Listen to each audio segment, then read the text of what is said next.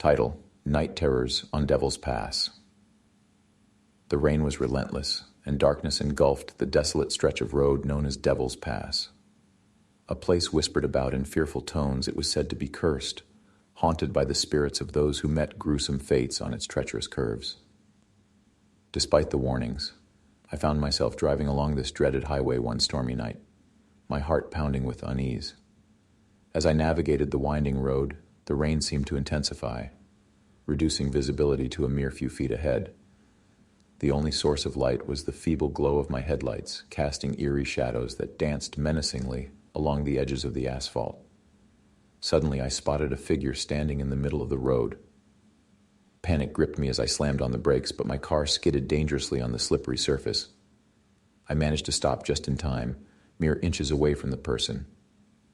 I looked out, and a chilling coldness washed over me as I saw a pale, ghostly face staring back.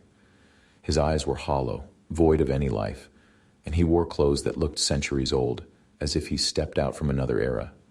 Fear paralyzed me, unable to look away from this haunting apparition.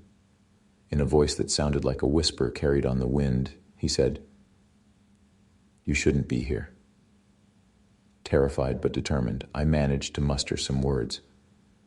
"Who are you? What do you want?" He pointed a skeletal finger towards the abyss beyond the road, where nothing but darkness lay. "Turn back now, before it's too late. The road ahead leads to doom." His words sent shivers down my spine, but I couldn't comprehend the danger I was facing. Instead, I mustered up the courage to ask, "What happened here? Why is this place cursed?" His spectral gaze seemed to pierce through my very soul as he spoke of a tragic tale from the past. Long ago, a group of travelers had disappeared on this treacherous road, their bodies never found. Since then, their tormented spirits roamed the pass, forever seeking revenge on anyone foolish enough to cross their path. With each word he uttered, the storm seemed to intensify, as if nature itself was warning me to leave. But I was stubborn, refusing to believe in superstitions and ghost stories. As the ghostly figure faded into the mist, I decided to press on. My heart pounded in my chest as I drove forward, haunted by his warning. But soon, the road became more treacherous, and I realized I had made a grave mistake. The asphalt twisted and turned with no rhyme or reason, leading me deeper into the heart of darkness. The rain poured relentlessly, creating rivulets that washed away parts of the road. Panic set in as my car skidded dangerously close to the edge of a steep cliff. I desperately tried to turn back, but it was as if the road itself had a sinister will, trapping me within its malevolent grasp. My headlights flickered, casting eerie shadows that seemed to dance and mock my fear. In the distance, I heard a haunting chorus of voices, an ethereal choir of tormented souls. The road seemed to stretch infinitely, leading to nowhere but an eternal abyss. Terrifying apparitions appeared on either side of the road, their ghastly forms reaching out as if to drag me into the void. I swerved and dodged, narrowly avoiding their touch, but my car was losing control and I knew I was running out of time. Suddenly I saw a figure standing in the middle of the road again, the same ghostly specter that had warned me earlier. This time he wore an expression of sorrow, as if he pitied my fate. "You didn't listen," he whispered, his voice echoing in my mind. "Now you are trapped here, just like us." As his words settled in, my heart sank. I was trapped in this nightmarish realm, cursed to join the ranks of the lost souls that haunted Devil's Pass. In the darkness and despair, I finally understood the true horror of this cursed road. It wasn't just haunted by ghosts, it was alive with malevolence, feeding on the fear and desperation of those who dared to cross it.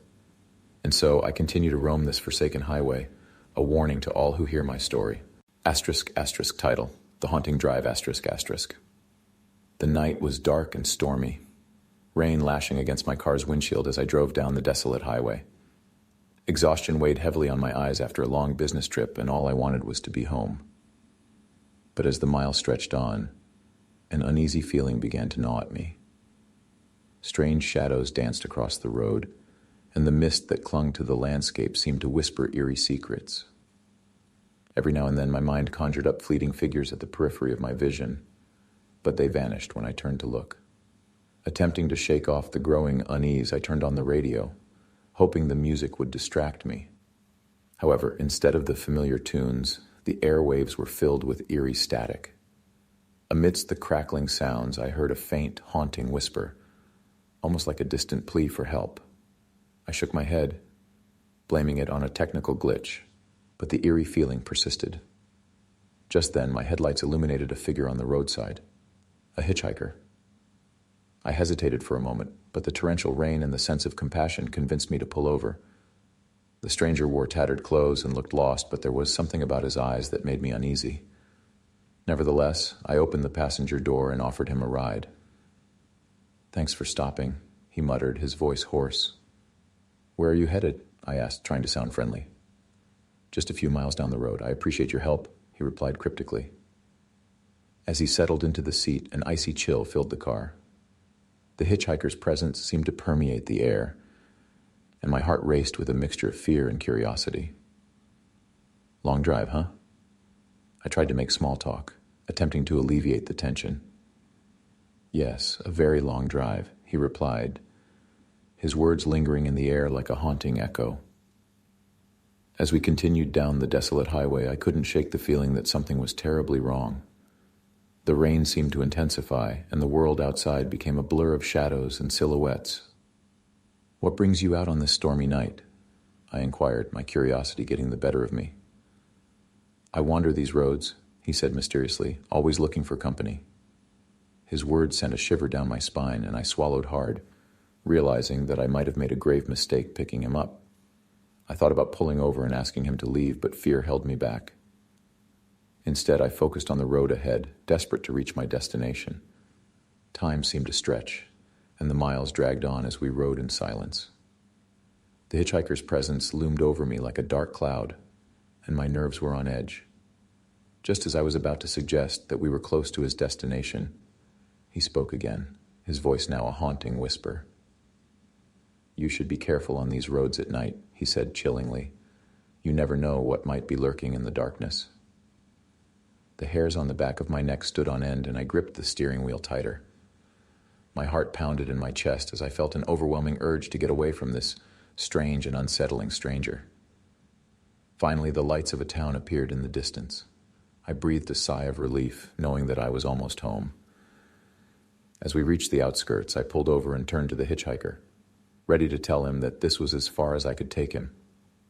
But when I looked over, he was gone, vanished into thin air. My heart raced, and I fumbled for the door handle, stepping out of the car to look around. There was no sign of the hitchhiker anywhere. Fear and confusion consumed me as I got back in the car and drove the rest of the way home. The events of that night haunted me for weeks, leaving me with a lingering sense of dread whenever I drove at night. To this day, I can't explain what happened or who that hitchhiker was. But one thing is certain, I'll never forget that eerie encounter on the haunted highway. And I'll always wonder if he was just a lost soul or something far more sinister lurking in the darkness. This audio is made with Audio Toolkit for Windows Store, downloaded for free now.